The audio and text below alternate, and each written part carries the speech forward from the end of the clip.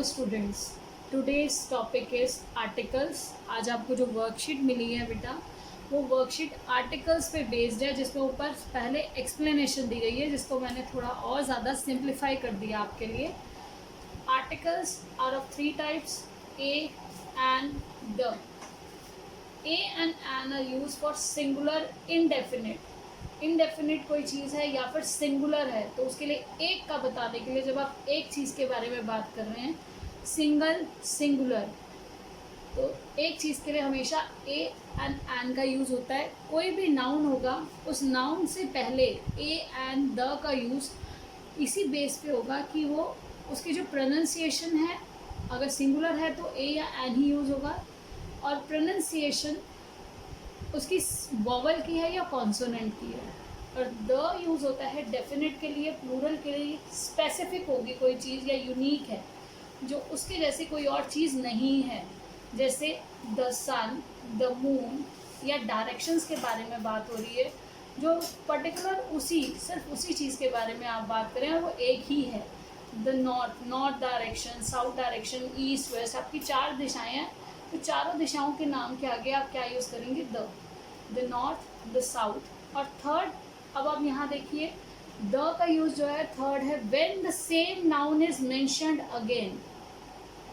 एक ही चीज़ अगर एक बार बात की जा चुकी है और उसी स्पेसिफिक चीज़ के बारे में दोबारा बात की जा रही है, तो द का यूज़ होगा। जैसे आई बॉट अ गिफ्ट, पहले ए का यूज़ हुआ था क्योंकि ये कॉन्सोनेंट से स्टार्ट हुआ, लेकिन जब इसी गिफ्ट के बारे में दोबारा बात की गई, जब इसी गिफ्ट के बारे में दोबारा बात की जा रही है, the gift is for my dad, उसी सेम गिफ्ट के बारे में जब दोबारा बात की गई है, इसीलिए यहाँ द का यूज़ हुआ।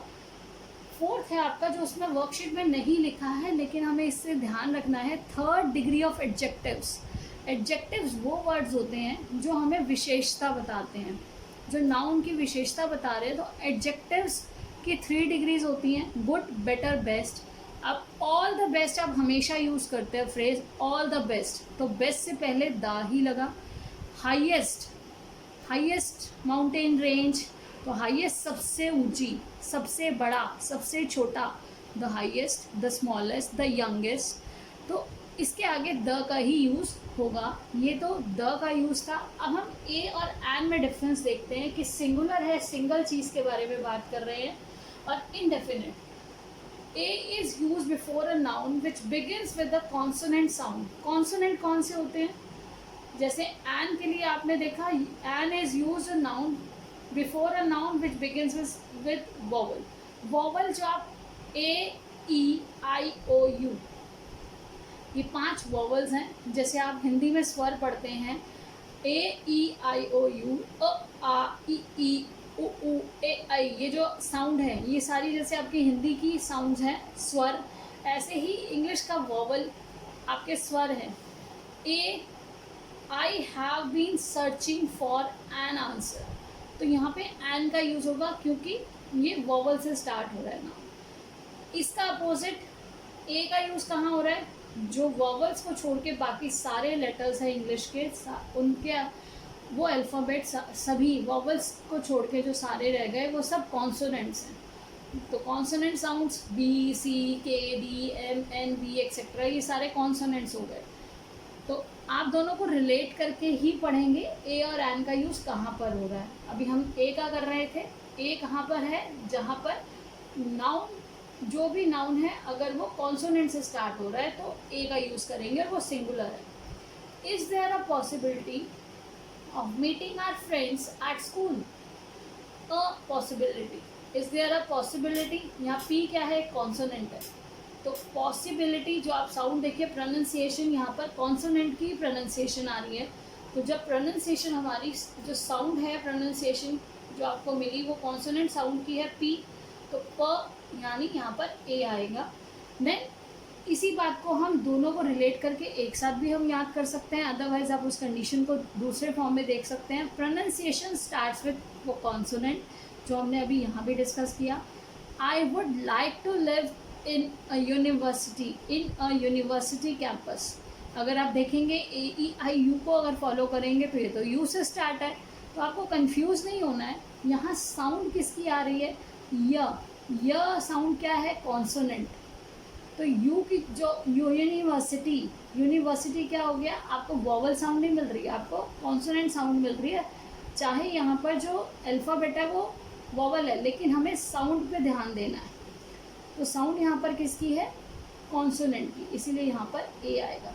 ऐसे ही I have bought a one way ticket, इसका अगला एग्जाम्पल है। तो अ वन वे, अब आप इसको भी देख के कंफ्यूज नहीं होंगे, ओ है लेकिन साउंड किसकी आ रही है, व, यानी कि कॉन्सोनेंट साउंड है, इसी वजह से यहाँ पर ए का यूज़ हुआ है।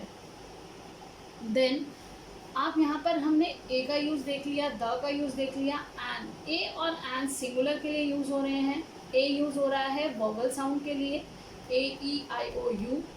Example, I have been searching for an answer, uh, यहाँ पर किसकी साउंड आ रही है, यहाँ पर ए प्रेजेंट है, उसके साथ साथ हम अगर प्रोनाउंसिएशन को भी इससे रिलेट कर ले तो यहाँ पे ए वोवल की ही साउंड आ रही है, तो एन आएगा।